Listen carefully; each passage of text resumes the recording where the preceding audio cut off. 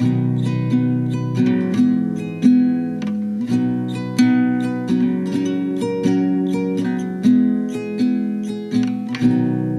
everyone, and thanks again for tuning into Growing Guelph. As always, I'm your host and creator, Jordan Sloggett. In this episode, I'm joined by Samantha Hicks and Kriti Murthy from the Guelph Climate Action Network, or GCAN. GCAN's a local group focused on building community through climate education and emotional connection. In this conversation, we dive into the Climate Fresk and Climate Circles programs, and we explore the emotional side of climate action, the challenges of empathy, overwhelming emotions, and what it means to care deeply in the face of a changing world. And now for that conversation, right now.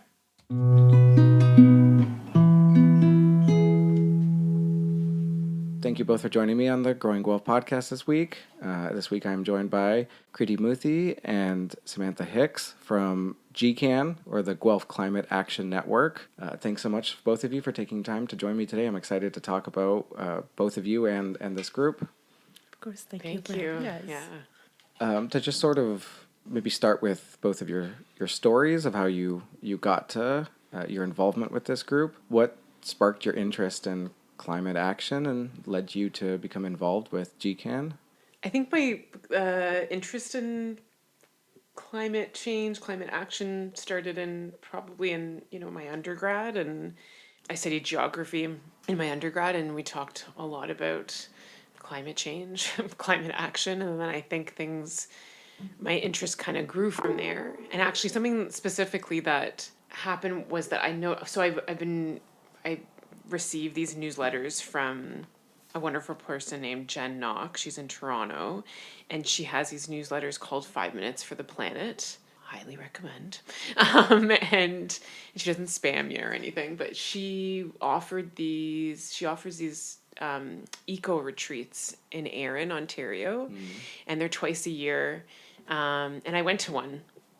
It was just for the day, and then I was given a book by someone there called Facing the Climate Emergency, and I read that book, and it kind of just lit more of a spark there for me. And then I was invited to give a talk at Green Drinks on climate anxiety.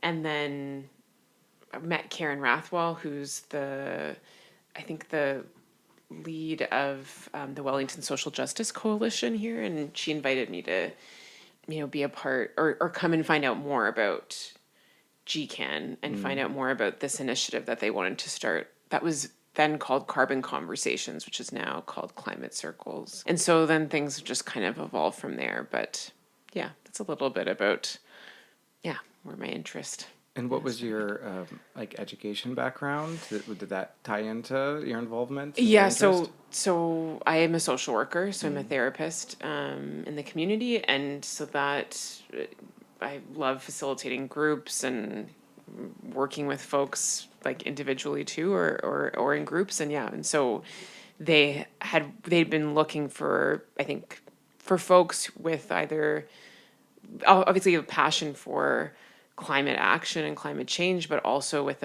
a background in, I think, facilitation or in that therapy world or facilitation skills. So, yeah. Well, thanks for sharing some of that journey. And Kriti, how about yourself? Sure, yes. So in 2010, we moved to New York, and I think that's the first time I really realized how big the crisis of waste is. And I started digging into it. I think I've always lived a very sustainable lifestyle growing up, and to see this kind of waste was shocking.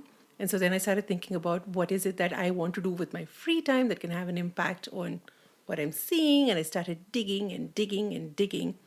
And that's when, in my 30s, I found out that the climate crisis is such a crisis and so urgent. And it shocked me that I had to be in my 30s to find out how bad things are. That's when I decided, well, this is what I have to do. I have to get out there and I have to help people learn about this problem, because it's only when you understand the problem you can try to solve it and be a part of the solution. And so I did a course on climate online at terra.do. It's an online climate school. It's fantastic. That's where I found my climate peeps. And that's where I also learned about the climate fresk. And we'll talk more about the Climate Fresk later, but at that point I was living in Guelph and I wanted to offer Climate Fresk to the residents of Guelph. And I thought I was foolish or passionate enough to kind of think I could just go at this on my own. So I turned up at a Green Drinks in Guelph and I spoke about the Fresk, and that's where Donna Jennison, who's the chair of the GCAN, found me and invited me to be a part of Carbon Conversations as well. And so that's kind of how I ended up with the GCAN, and that's where I met Samantha, and the rest is history, like they say. It's interesting that there's so many things that can unite people together, and it's heartening in some ways that something as like anxiety-inducing and scary of a big topic as like our reckoning with the climate and how it's changing and what we're doing, what we're not doing, can unite us, because it can be a little bit isolating at times to think, like, well, what can any individual do? Is there hope? Like, even if all of Canada was united, I see that opinion a lot. People sort of saying, like, well, even if everyone on Canada was on board, we're just a drop in the bucket of the world, and is it worth doing anything? And I think that's kind of a hopeless line to kind of go down in any way, because then, you could make the same thing about, like, voting, where it's like, well, if the election isn't decided by your vote, then did your vote do anything? It's like, yes, it did. All actions have consequences, and we can only control what we can do anyway. So at a certain point, you have to make peace with that. But it is interesting, like, Sam, you talked a little bit about climate anxiety and how it feels like the last, like, 20, 25 years, even longer for a lot of people who've been at the core of this issue, it's like we went from trying to convince people to take the climate seriously to now reckoning with what that serious taking of it has done to maybe even like a generation below us, a generation that's still coming up, where we want them to be, I don't say we want them to be afraid, we want them to take it seriously, but we also want them to still have hope at the end of the day. And that can be a tricky line to walk sometimes. Mm-hmm.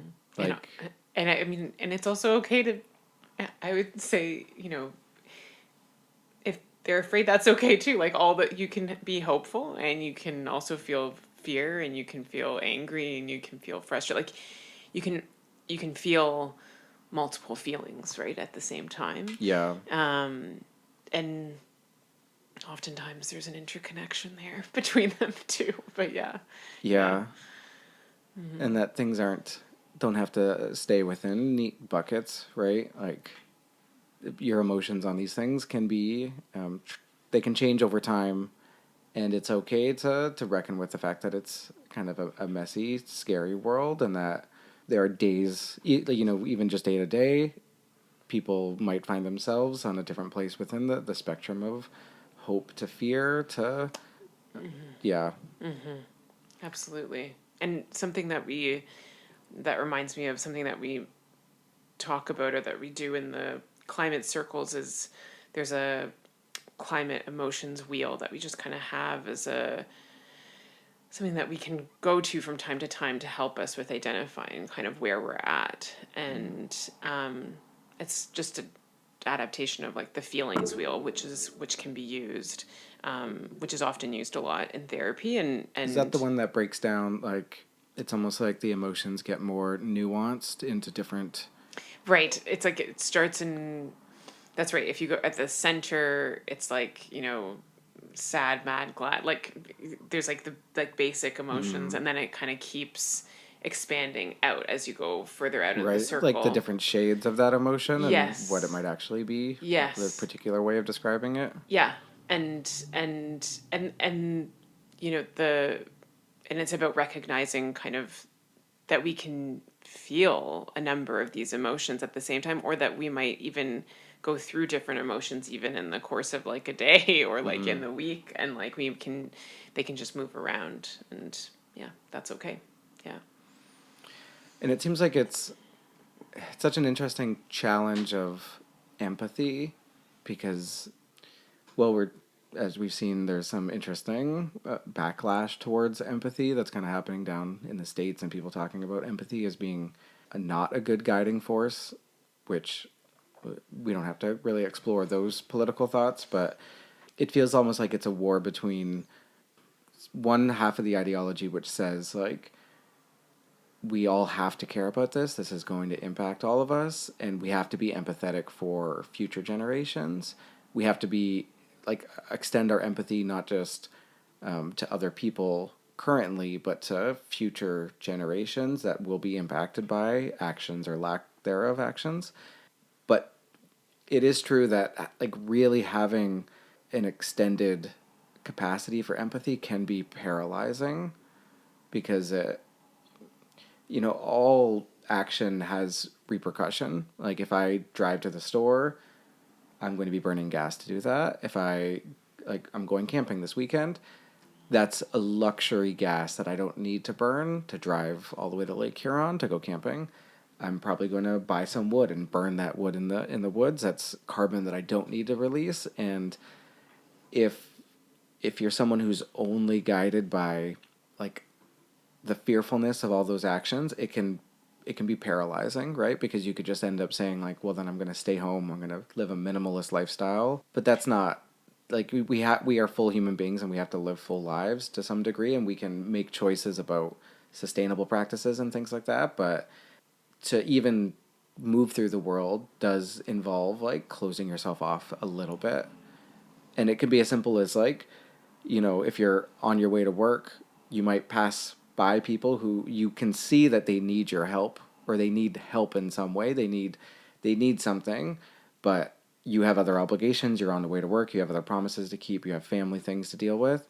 So by definition, in those moments, you're kind of closing your circle of empathy, and you're saying, like, right now I have to care about these things.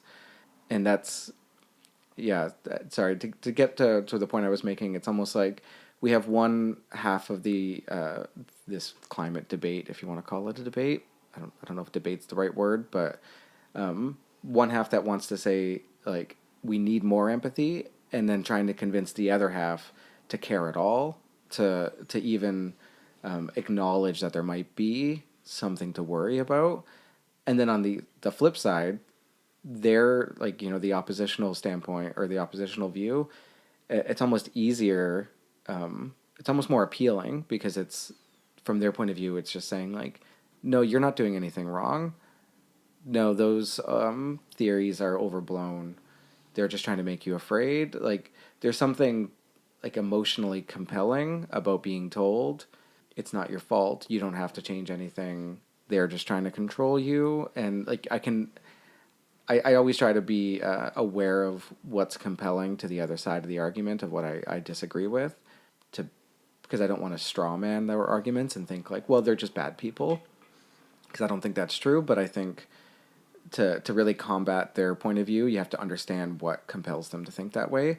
And some of it could just be that little bit of, like, the seed of fear that they don't want to reckon with, that is easier for them to turn a blind eye towards, and to turn towards the messaging that's telling them, like, it's not your fault. You don't have to do anything.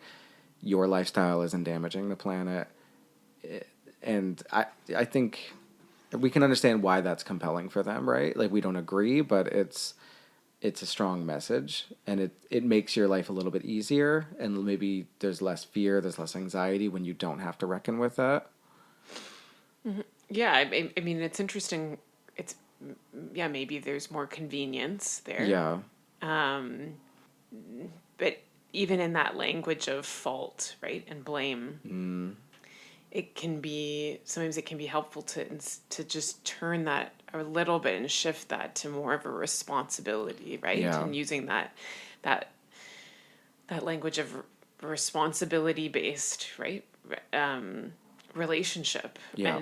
and that we have with each other, with the planet, and yeah. And also the other thing that I think about when I'm hearing you share this is just, it can be very challenging to talk with people who aren't necessarily feeling that same sense of urgency. Mm-hmm. And oftentimes, though, from what I've heard and learned about when, with talking about climate change with other people, especially who aren't on the same, I guess, part of the spectrum here, is that because climate is connected to everything, I mean, it's also about listening to each other and hearing about what is important in those people's lives, Yeah. and trying to help them with making the connection of how climate, the earth, the land, like climate change is interconnected to what they care about, to try to help come together and to help lessen that divide. That's just something that I've heard or been learning about a little bit. That's just something that comes to my mind when I'm hearing you talk about some of this. Yeah. Yeah. And sorry, I just want to jump in here. I think, Jordan, you've just described the problem with humankind today, right? Like our obsession with control. Like, I need to know that my efforts will produce this result. Otherwise, Yeah. why should I try? Our obsession with ownership, and also for me, this is like the opposite end of the spectrum, but we're also very obsessed with the idea of peace and happiness and, trying to find meaning in our lives. But, what if instead of saying, hey, I need to know that my actions are producing results, or what can one person do? What if we're curious instead and say, oh, has this happened before? Has a group of people like gotten together? Have they managed to achieve anything? And then if you start to be curious about these things and you start looking up, there are so many examples from all over the world in any field that you want to look at. I mean, tragedy of the commons is something we hear about very often.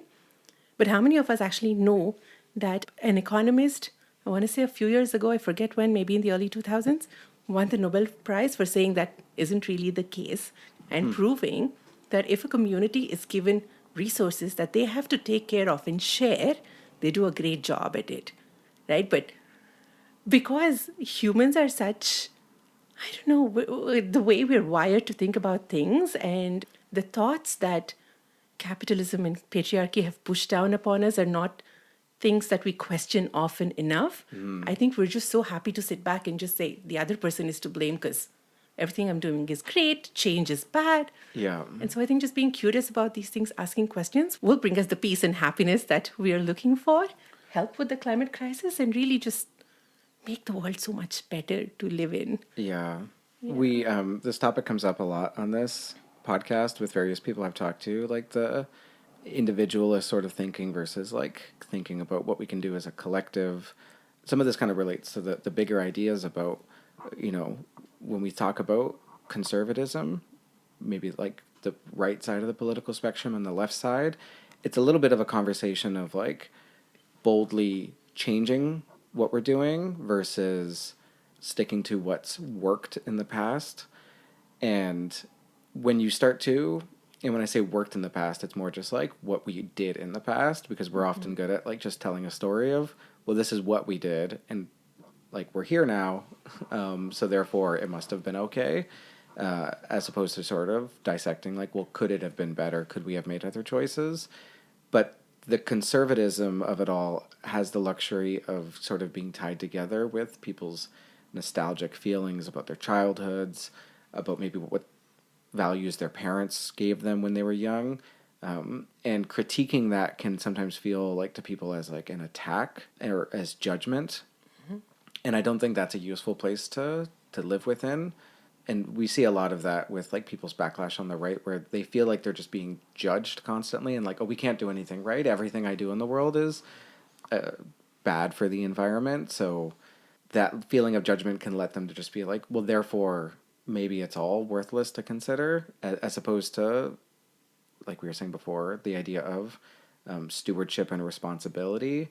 And it's less about saying like, we have discovered the right way to live, and more just about like, we're always in conversation. We're always looking for a better path, and we know there is no goal and there is no like peak of sustainability and peak of like the proper way to live, but there is that conversation that needs to happen. I don't want to get us too down the political pathway of the thoughts that kind of govern these conversations, and I do want to talk more directly about the Guelph Climate Action Network and the work that you're doing. Kriti, you had talked about Climate Fresk. Can you explain what that is, how it helps people better understand the climate crisis, and what kind of responses you've seen from participants in Guelph? So yes, the Climate Fresk is what I like to call a serious card game. So it's part serious card game and part workshop. And it's based on the IPCC, or the Intergovernmental Panel on Climate Change's reports, which come out every few years. And there was a professor of energy in France who wanted to teach this IPCC report to his students. And for those of your listeners that don't know what the IPCC report is, it's the truth, the science behind climate change as we know it. And it's not original research, it's peer-reviewed research that scientists from all over the world voluntarily review again, and then they publish like a synthesis. It's a few thousand pages long. So how do you teach this to students? Our professor of energy in France decided to gamify it. And so he turned it into a cause and effect strategy game using 42 cards. And so what participants do for the first hour and a half of the workshop is they gather around a table in small groups, and they work in these small groups to place these cards in order of cause and effect. So what this does at the end is it helps people connect the dots between human activities. And I don't just want to say human activities, it's really the way we're carrying out these activities now, right? And the impacts on the environment and on humans ultimately. And so it's very visual, it's collaborative, and it gets people to start talking to each other about these issues and linking it to what they see around them. So at the end of these 1.5 hours, you have this very striking visual knowledge of how our daily choices can impact the climate. And this can be like a reckoning for most people, right? Because even I've had folks who've worked in climate and environment not really be able to connect the dots so visually before. So it can be a moment of reckoning. And so we kind of follow this up with some reflection on what we've learned, checking in on how people are feeling, and then talking about how we can transform these feelings into action. And so we spend the last hour talking about actions that our participants can take in their lives that fit their contexts, because the crisis is global, but action can only be taken at a very personal level. And that's what we want to help people do. So we help them first connect the dots. We help them kind of reflect on what they've learned, and also leave with a game plan for 1 or 2 things that they can start doing right away.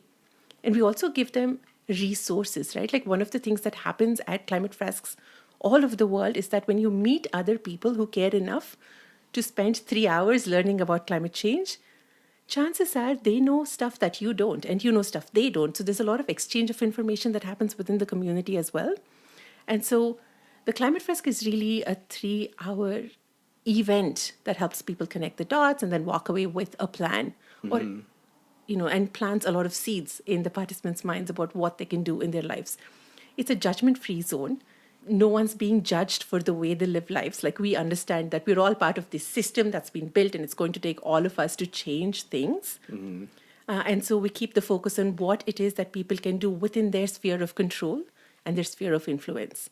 So, for example, if something's happening south of the border that's out of our sphere of control, maybe somewhat in our sphere of influence, and that's kind of what we would focus on. And so it's really a space for people to come together, learn, and then leave with an action plan. That's what the Climate Fresk does. So in 2018, the Climate Fresk Association was established in France, and since then, about 2.1 million people have played this worldwide. In over, I want to say, 150 countries. We have 90,000 facilitators. And now we're trying to build this community up in Guelph so that folks who want to understand climate change have a place to go to. And we also have the climate circles, which we'll talk about, which is a great supplement to the Climate Fresk, complement to the Climate Fresk as well. Thank you for sharing all that. That's really interesting. What does the word fresk in particular mean, actually? Fantastic question. We get asked this all the time. So it comes from the French word fresque, which I think means a mural. Oh, okay, like a fresco? It's like a fresco, yes, exactly. Word? Okay. Yeah. So the idea is getting, you're building the the more complete picture, like a mural, like where like murals have symbolism, or like you're representing something bigger in like an artistic representation of something bigger, and that Yes. sounds like it's a little bit of the point of the climate fresk, is Yeah. that it's because these things are so big and the world is so like complicated that it can be really hard to wrap your head around like all of the interconnected factors that lead to like of human activity, right? Yeah. So an example of like what's an example of an activity on one of these cards? Is it like an individual activity, or is it bigger like animal agriculture, or is Yes. it both? Like It is bigger. okay. So we do talk about industry and building usage and agriculture and transportation. These are the four big buckets. But it's the job of the facilitator at every workshop to really bring out aspects of those activities that resonate with the participants. So if you have a bunch of folks who are, let's say, who are already buying secondhand and like they don't like to shop and they're minimalists, like there's no point in me going there and asking them to buy less, Yeah. right? So then we focus on maybe transportation, or so it's up to the facilitator to pick those human activities that resonate with the participants. Yeah. So it's a very custom workshop each time it's delivered. No two fresks are alike. That's cool. And you just sort of mentioned the climate circles. So, Sam, I'll turn to you for that question. You lead the Climate Circles program, which I understand offers space to process climate related emotions. What inspired this initiative? And maybe you could walk us through what a typical circle looks or feels like for someone attending one for the first time. So Donna Jennison, who's the head of GCAN, she spearheaded this project and wanted to have this as a steady offering in the community. That's like her hope, is that this is something that the residents of Guelph can come to and get support around. So she was looking for folks who would be able to facilitate these groups and to develop and facilitate the program. So it started out as Carbon Conversations about a year ago, I guess now. And it's kind of started out as like a few sessions, and we had it as like a closed group so that the same people came for those 3 sessions. And then we've kind of morphed that and changed that a bit. So now it's called Climate Circles, and we're trying it out as a drop-in group so that people can come when they like, and they can come to all of the sessions, or they can drop into one at any time. Each session is a bit different, and also in some ways we also tried to build on the last, but folks don't have to, they don't need to come to all of them, like I said, in order to, I think, get something from it. And it's a similar structure each time, but with different questions, different discussion every time. So we try to, a focus of ours is to have a meaningful conversation, that we offer empathic, like judgment-free space, so that people can feel safe sharing. And that our other hope is that it's a time so that people can come and share what they're feeling, what their experience, their thoughts, and to also to have their experience, their feelings, their thoughts to be witnessed and deeply listened to. And then also for the reverse to happen, for the participants, yes, to share, but also to do some of that deep listening to others.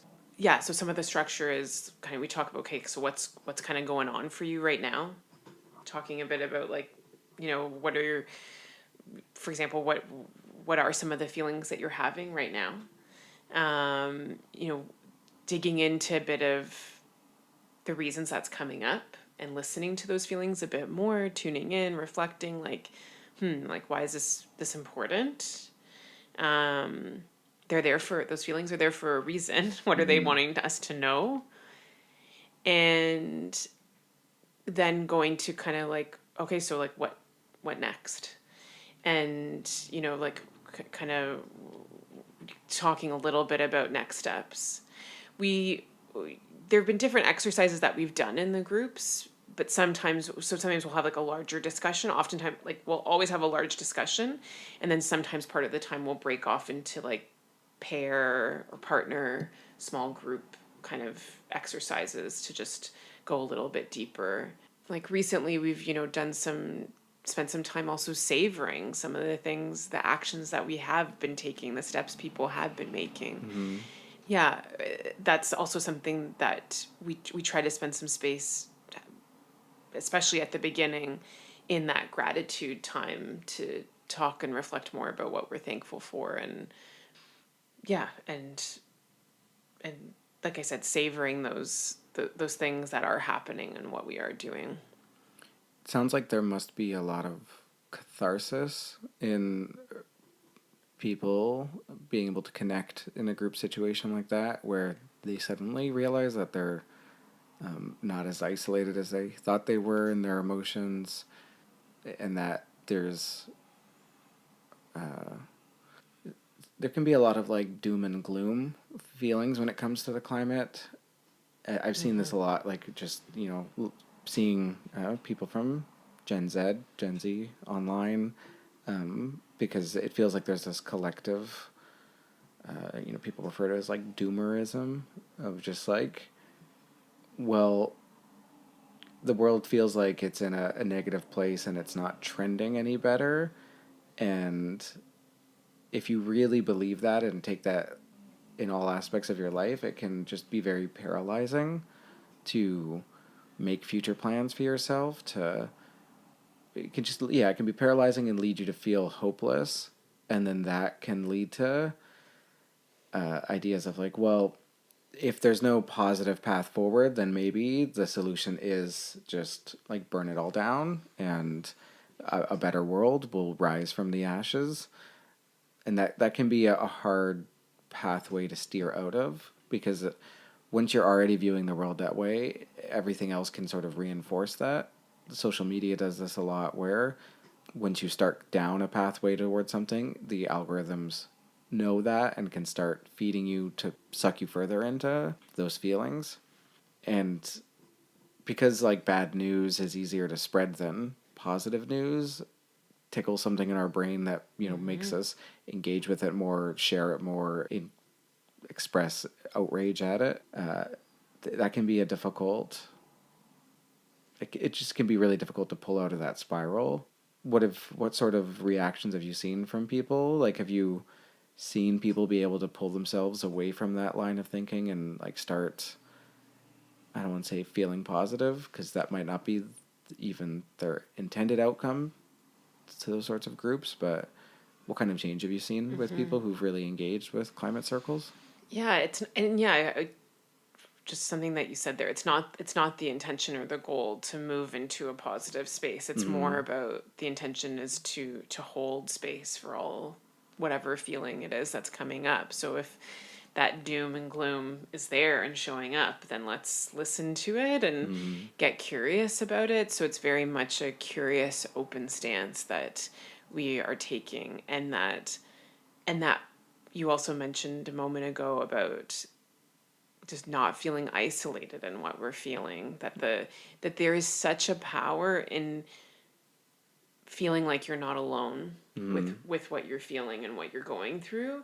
And I think sometimes it's just like it's simple when you say it, like, to not feel alone, but there is such a power in that that can help people with moving through the feelings. Feelings are ephemeral. They don't, nothing lasts. Not feeling lasts forever. You don't keep that feeling.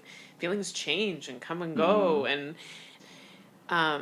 in terms of change that I've seen, I think something that I've seen from folks is people feeling or leaving with more of a sense of support, and leaving with a sense of, just feeling supported and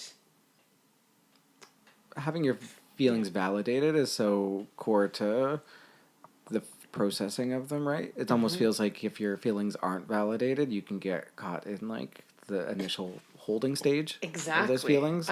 Exactly. Then that, like, they can't be released, or you can't let them go. And it can build Absolutely. resentment. It can build, like, it can start to spiral into its own, like, because now you're not even, you're almost like reacting to the secondary component of those Yeah, feelings, sure. where Of you're like, course. oh, I'm outraged and I'm mad at, like, my friends and family who aren't taking this seriously. And then it becomes more about the hopelessness of the social Of situation, or like my friends course. aren't who I thought they were. And then Of course. you And know, yeah, and it can spiral. And that's a big theme that's come up that I've noticed when folks come. They often say, like, oh, this is nice to come and be in a space where I can say the things that are on my mind, or what I'm feeling, what's in my heart. And I sometimes can't, some people have said I sometimes can't do that in my like in other circles in my life, like in my family or with certain friends. And so the feedback we've gotten is feeling that they're very appreciative of, like, having a space like this to be able to come to and know that they'll be listened to. Yeah. And having been in a Carbon Conversations, which was the predecessor of the Climate Circles, I can say that being in a space like that can also help you reframe your thoughts. And so, again, I guess there's an aspect of curiosity in this as well. But when you feel something that's overwhelmingly crippling, are you able to say, why am I feeling this way? And I think being in that group with Sam kind of taught me to say, well, I'm feeling this fear, I'm feeling this anger, I'm feeling this shame, like when I'm talking to younger generations, especially about what we've done, because underlying all of that is a deep caring, like a love for something that is really strong. yeah, And so being able to reframe my thoughts and not focusing on the fleeting emotion itself, but focusing on where it's coming from can really help you reframe your thoughts and move ahead. It's not easy, but when you're in a group that's trying to do it, it becomes way easier, and that can be really powerful. that concept of reframing your emotions is, I mean, it's sort of applicable to all elements of your life, right? Where, you know, fear of something not working out can lead you to be short-tempered with a loved one, or exasperated with them, or frustrated. And it's because you love that person and you want good outcomes for them, but then it can mean that way you're actually expressing that is like negativity or judgment, or these these negative emotions. But the motivation of those emotions can be positive. And just thinking about, like, the reasons for these feelings and how they're coming up, and are there other ways of expressing them? Are there, could you could you reframe it as, like, if, say, you have a public speaking engagement or something like that, where there's two different ways of looking at that feeling. Say beforehand, you're backstage and you're feeling the butterflies in your stomach.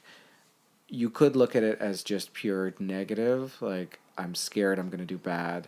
This feeling is my uncertainty because I'm not confident, because I don't actually know the material that well, or these people don't care about what I have to say.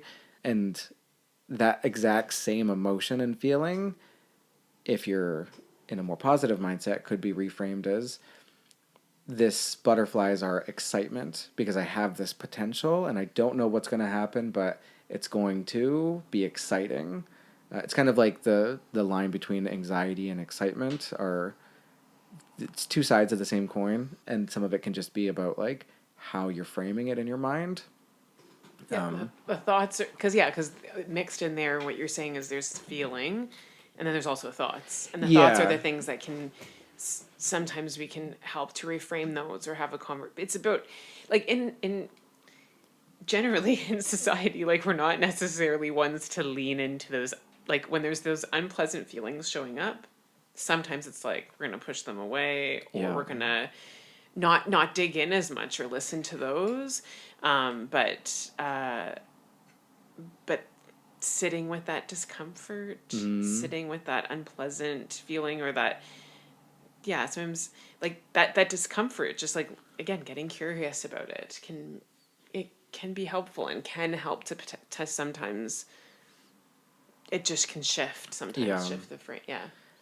Touched upon this already, but a lot of these climate conversations can feel heavy or even paralyzing. How do tools like the climate circles and the climate fresk help move people from that fear awareness into action, into kind of feeling like they have a set path that they can start moving down towards? And that, yeah, what does that transition look like? And have you both experienced that? Yeah. So I think the special thing about having a space for people to come and talk about climate, learn about climate change, what this does is it normalizes talking about climate. And, I can now talk about climate change with all of my friends and my family. It's still difficult to do that sometimes, but it took me a while to get to this spot. And there's a lot of people struggling to talk about climate or voice their concerns with their regular circles of friends. And so to have this space where people can come and learn, I think it's very powerful in itself. And the other thing is, I think, and it kind of links back to what Sam was saying, is the fear will most likely come back too, right? It's not like we just get rid of it and we move to the positive, like blue sky space, and then we live there forever. Yeah. There's been many days when I feel all of the emotions in the climate emotions wheel, and that happens to everyone. So I think being in these spaces, one, helps normalize the idea of talking about climate, and to normalize this or helps you sit with your feelings and be okay with them, and take a pause if you're not feeling up to going out there and fighting the world. It's okay.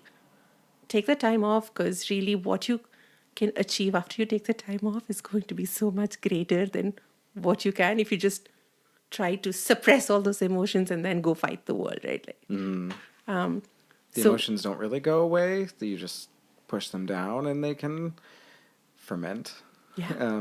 in that space and become bigger. And if not, I was going to say dealt with, but again, it's the language that I'm still processing myself with, is that I often see negative emotions as like a problem to be solved.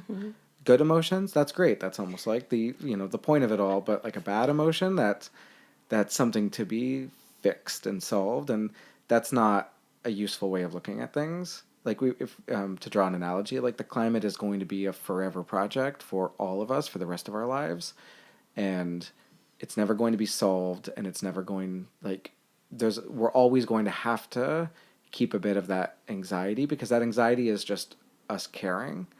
It's like the same thing as like caring about your neighborhood. If there was a rise in vehicle fatalities in your neighborhood, you're never going to be able to get past that emotion, and you probably never should, because the emotion of it, like, you care about your neighborhood, you care about the people who live in it, and you don't want to see harm come to them. And we're never going to reach a point where that's not true and that's not constantly happening. But that doesn't mean that we should live in forever fear. It just means that we have to walk the balance of creating a safe community to live in, and always thinking about, well, what are the changes that we can make that can take us down a better, safer place to be, while also knowing that if you just fully go in that other direction, that could be less useful too, right? Like, we could all walk around in big bubble suits of safety, and all cars could be limited to only go 5 kilometers an hour, and that's not sustainable or useful to think about, right? So fear can guide us, but we can't be 100% driven by fear. Yeah. What are your thoughts on Absolutely. I yeah? think you said that very well. Uh, and that piece about, again, it's not about, suppressing or getting rid of some of those unpleasant feelings. It's again about, like, what are those feelings telling us, and that to have that anger or that anxiety, that like, if we're feeling angry, typically that's a signal that there's some injustice that is going on, that we're like, like when you talk about that example, I mean, that exact example you gave about, vehicle fatalities, I mean, you could just like replace that with like climate and like say the exact same thing you said. It's like we are caring about each other and about the planet and want to try to move in a direction that is safe for everybody, for everything.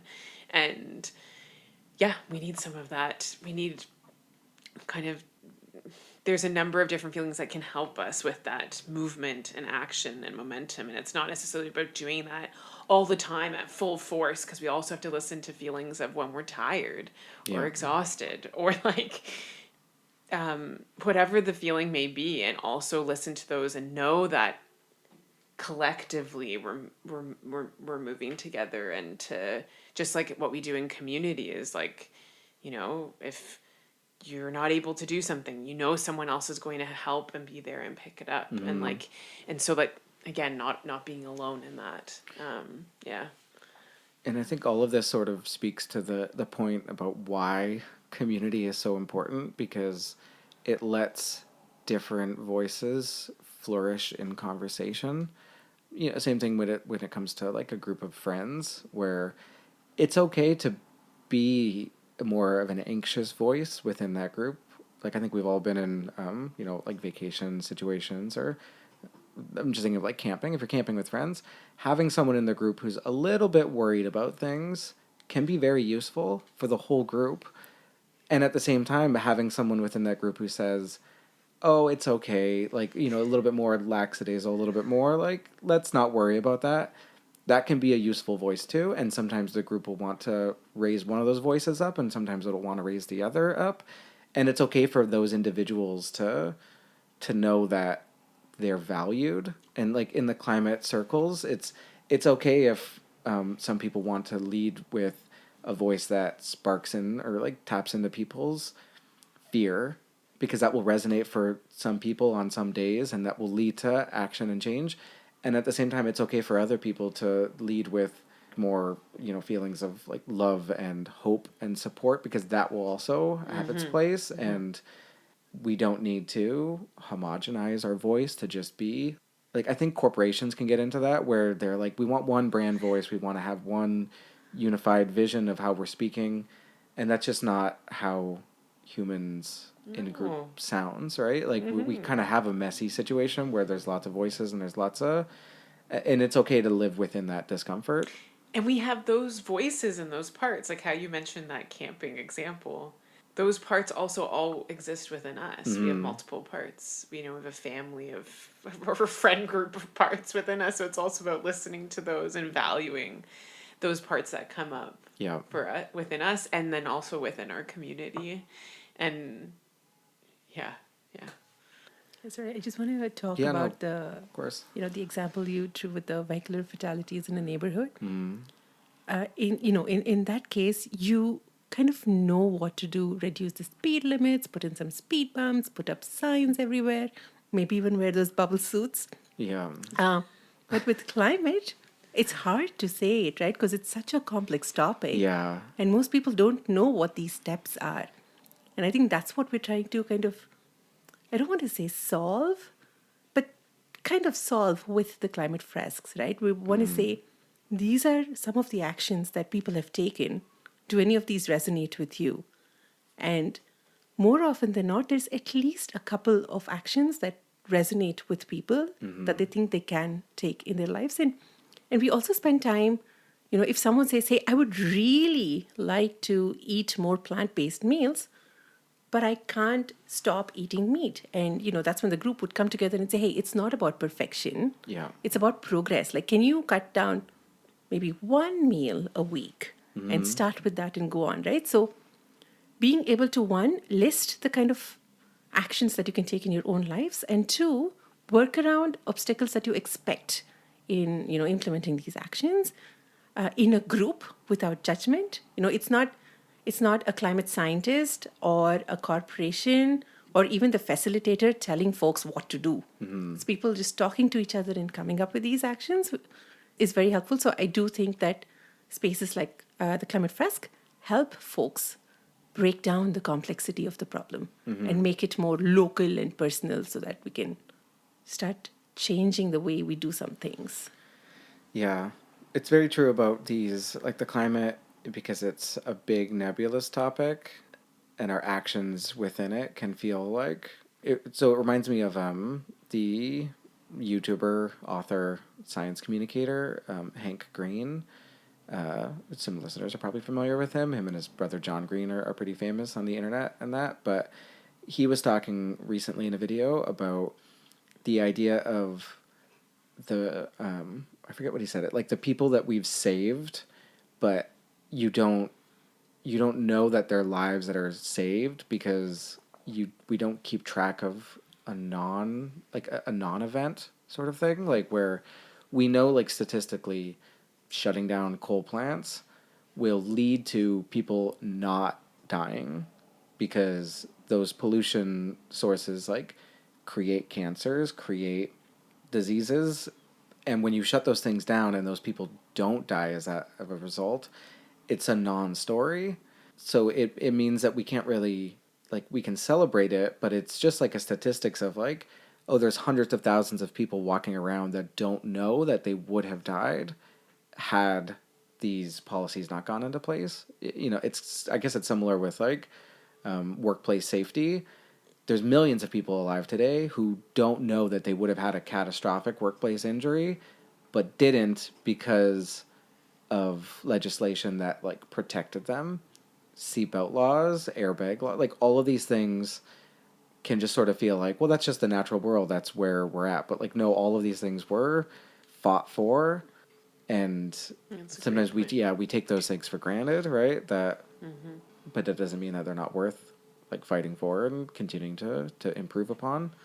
Absolutely. And also, I think it's not just about negating the evils and getting to zero. Yeah. I think by adopting climate friendly lifestyles, we actually have this chance to build a better life for ourselves. Where, I mean, we spoke about how humans want peace and happiness and joy and connection, because this is what defines us as humans also, right, at some level. And this can be gotten by walkable cities, and building resilient communities together. And so this is really a chance for us to get it right. I mean, of course, you can't time box it, but this is a chance for me individually also to contribute to building a better life for my kids and their kids in the future. So I like to think about it as opportunity to do something better, but then that can only be built on the base of like the right policies and the right systems in place, so that we're avoiding those accidents that we're talking about. I think that's a really important way of framing it too, because I think too often in these sorts of conversations, and people can get very focused on I guess the stick half of the carrot and the stick, where they feel like they're just being told, don't do this, don't do that, this is bad, and it lets people to feel like, well, every action I take is negative, then that leads to that like paralyzation. When there's a lot of things that you could do that are perhaps net goods, and it's more complex situation than that. And there's also things that are happening that you probably are doing, and also noticing that, and kind of like what you just talked about with like, these different developments that, oh, we don't really like, we're not like showing our gratitude for like these things that are just that we kind of take for granted now, Yeah. but that were fought for.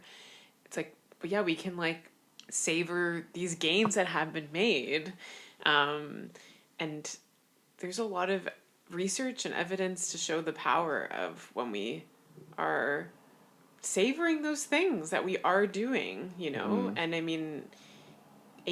like ancient teachings, like traditions. There's like I think it stems to that practice of gratitude, and sometimes that can be again like overlooked as having quite an impact or having an effect on our lives when we spend some time in that space of gratitude and savoring. Yeah. Well, I mean, I guess speaking of that savoring, like we often feel like the world's in a negative place now, but we don't a lot of us are ignorant to, just how different the world looked like 100 years ago, 150 years ago. Like, even a city as like medium sized as Guelph, like, okay, picture when you're walking around in, in the fall or the winter where a lot of people have their like wood stove fireplaces going, and you can kind of smell that smoky smell in the air. That smell can be nice and like sort of nostalgic, but that's when only every fifth home has like a little fire going. When every house is only being heated by people burning, that can create a very different city. And like so many of us have just never experienced what that kind of smoke and smog, and growing up in a world where, I mean, okay, to this day, in cities across the world, the west end of the city is often the more expensive, more well-to-do area of the city, and a lot of that is because of wind patterns. Wind tends to blow from west to east, so therefore, if you live on the east side of town, you're going to get more of the pollution blown in your direction. None of this is, or a lot of this isn't necessarily true for our everyday lives, but we live in cities that are still shaped by those forces. And I think it's just, yeah, really important to consider that we have made improvements. Things are getting better, and we're still along that pathway. And all of these changes would have felt like big, impactful changes in the past as well. So in some recent social media posts and articles the Guelph Climate Action Network has put out, they highlight the importance of creating community spaces that are inclusive and emotionally grounded. What's been the biggest challenge, and conversely maybe the biggest reward, of doing that kind of work in Guelph? I would say the biggest challenge is I don't know if this is real, but just getting people to come. Yeah.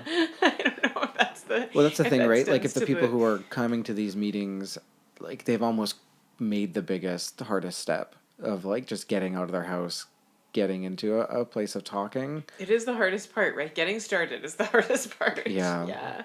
Yeah. So I don't know how much that answers the question, but that's one of the challenges that come to my mind right away. And that's why, like, you inviting us to come on your podcast and to help spread the word about this helps, because we want to try to, yeah, have these be like regular offerings that are here in the community that people can come to and, feel supported in, and to help build that community and to have meaningful conversations, to have space for meaningful conversation. That's one challenge. I don't know if there's, yeah. Yeah, I think that's definitely a challenge. I mean, we're competing with pubs, we're competing with Netflix, we're competing with staying in bed. So We're also competing with just like general society of like go go go. There's so many demands on everybody. Yeah. It's like it's so hard to, yeah, it's just hard to get the time to go and do these things. Anyway, sorry, I didn't mean to cut you off. it's all good. But Yeah, but that's there's yes. just so many there's so many others So to compete. Yeah. yeah, so that's definitely a challenge. And I think the other thing for me is because I like to look at tangible numbers, right? I'm a very data oriented person. Not being able to track what participants are doing when they leave this space is constantly gnawing at me as well, because sometimes you hear back from participants, and when I say data, I don't mean granular level data about how much water they use to brush their teeth or whatever. Like, I just want to know if people are thinking about it when after they leave.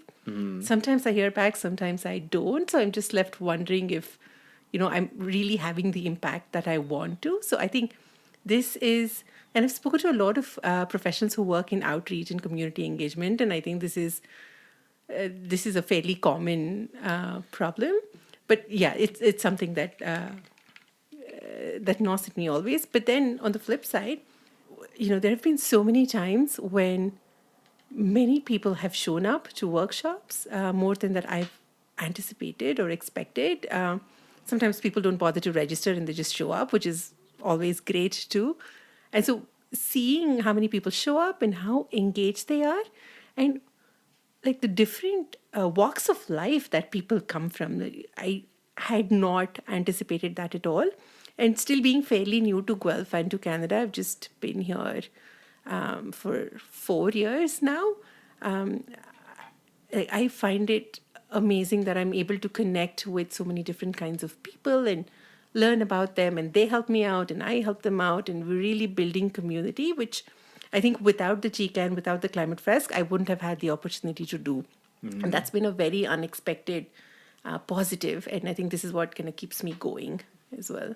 I agree. I would piggyback on that too. Just that again, that power of community and meeting people and kind of this collaboration, support of environment, and again, just coming back to that, this like meaningful conversation and feeling like there's this like working together and support, and that's definitely a big reward with doing this. Yeah.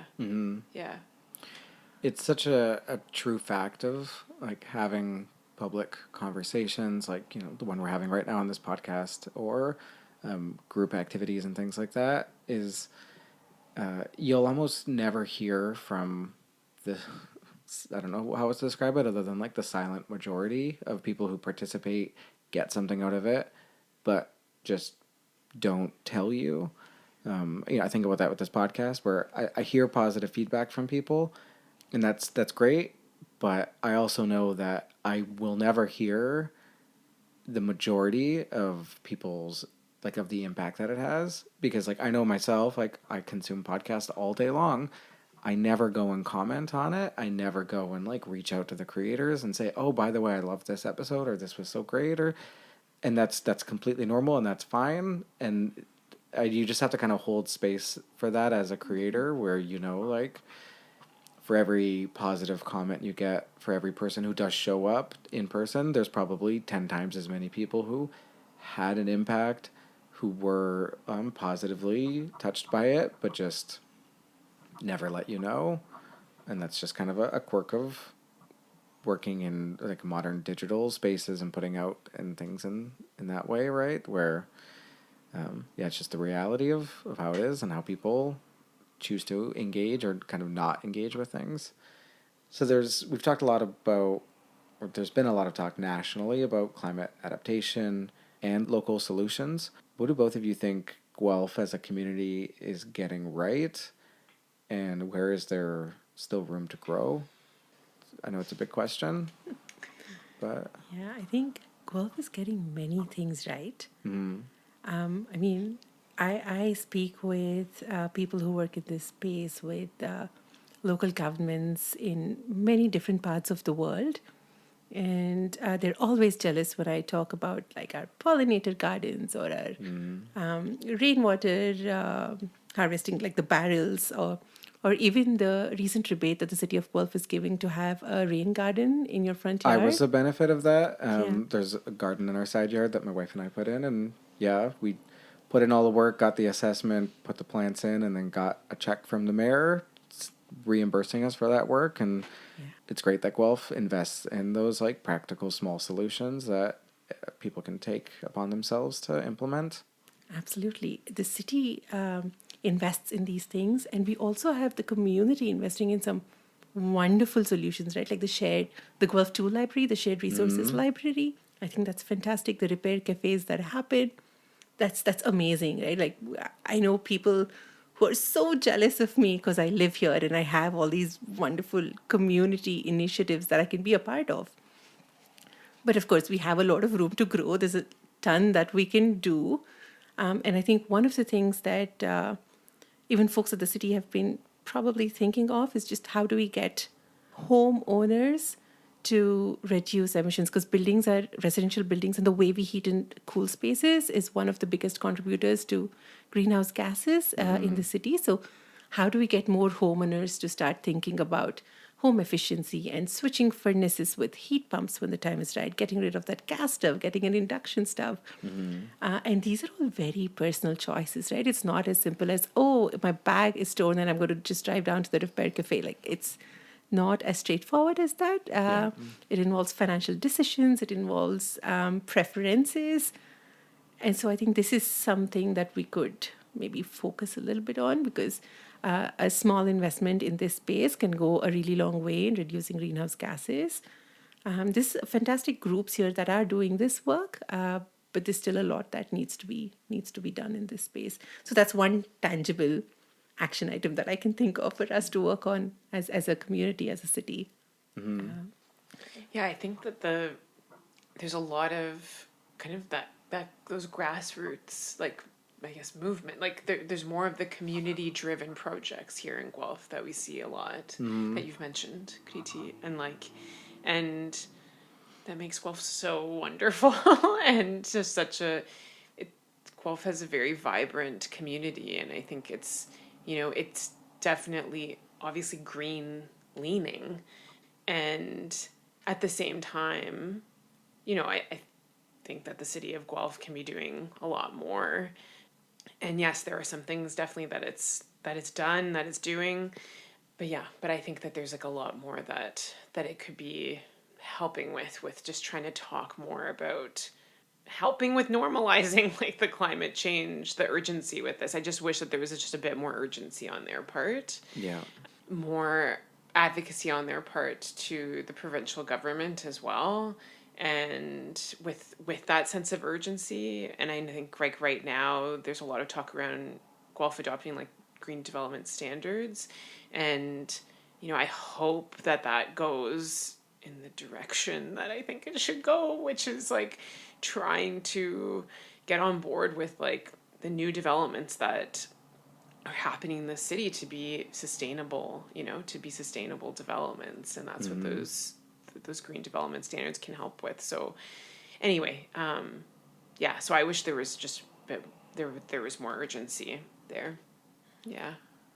But there are a lot of organizations and a lot of groups in Guelph that are doing a lot to advocate to the city, to the province, to take that action. So that's really that's like, inspiring to me. It's like, it's hopeful for me. Like it helps. Yeah, I think that helps a lot. So I guess just to wrap up our conversation, if someone's listening and they want to get involved in the climate work that you do, but maybe they don't know where to start, where would you direct them? And then what's coming up next for the Guelph Climate Action Network that might interest them, that they could maybe take as a first step to get involved? Yes, I think the first thing to do is sign up for our newsletter, because that's where you can keep track of all the goings on in Guelph, and also to get like sizable tips on what it is that you can do, different kind of events that you can go on to. Our Instagram page has recently taken off. We have some brilliant volunteers who are working. Shout out to Sarah Christie for this. We have a great social media strategy going on. So we do have an active Instagram and Facebook account, so follow us there if you're not a fan of newsletters, and that'll tell you where you can go, what you can do. One thing that's coming up is we have a fundraiser for the GCAN that's happening on June 12th.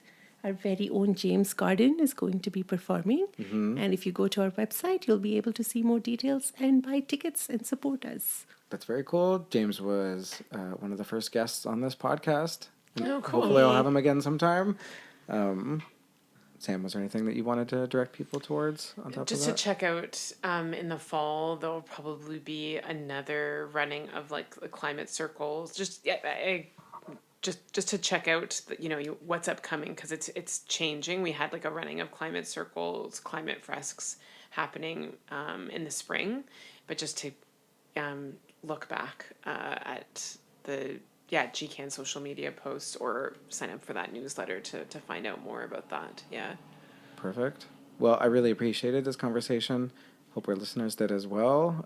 Thanks so much for both of you for joining, for sharing your stories, and I think I'm feeling positive about this whole topic at the moment. And thanks so much for taking the time to come in. Thank you for taking the time to ask these thoughtful questions and to have us here. Thank you.